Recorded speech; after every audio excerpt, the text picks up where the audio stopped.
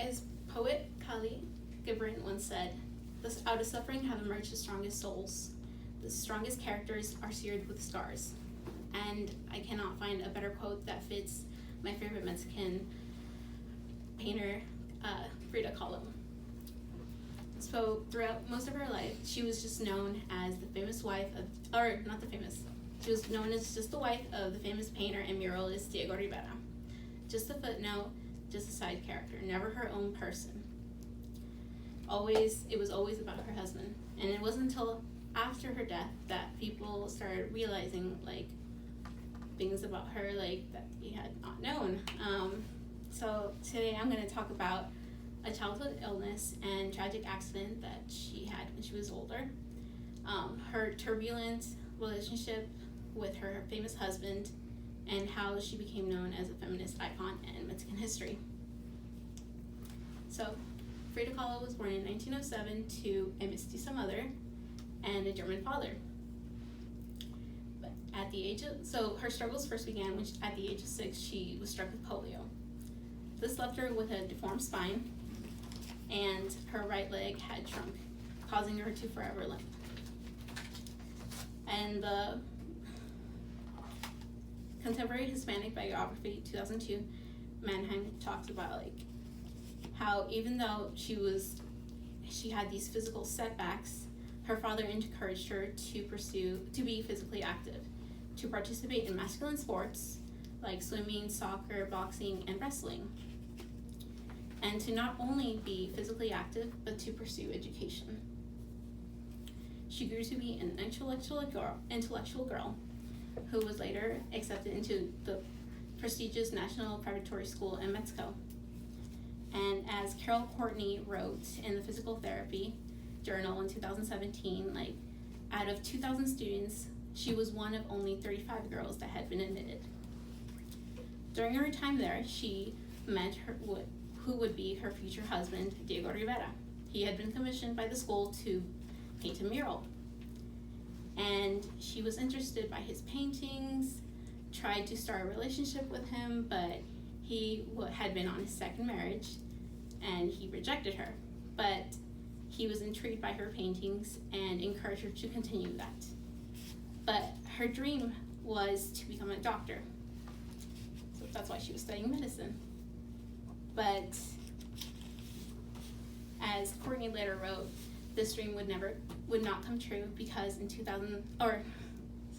her 2017 article, she wrote that in 1925 she was involved in a bus accident which caused her to sustain multiple fractures throughout her body, and where a metal rod had pierced her left hip and exited through her pelvic floor. So, and she was, as Courtney wrote, like in a time where antibiotics still didn't exist, it was a miracle she had even survived.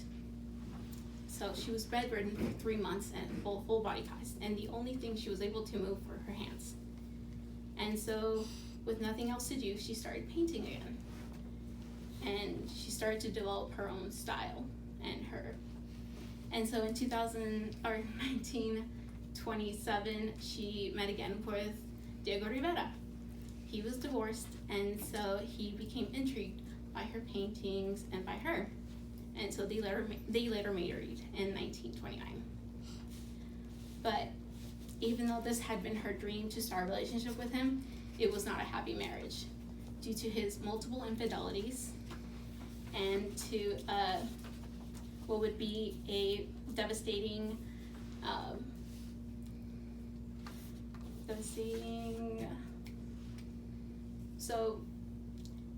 she was devastating betrayal by her husband and her sister Katerina, who he had an affair with.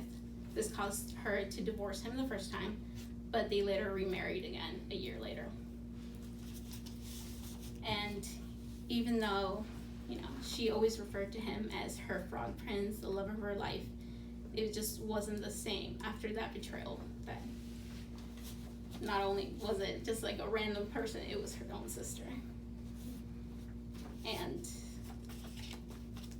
so it wasn't just the chronic pain caused by her previous tragic accident, but also she developed psychological disruptions because of, her husband's multiple infidelities, which caused her later to start heavily drinking and to abuse painkillers. And that's why it's believed that in 1954, she, because of an overdose, she passed away from a cause for a blood clot.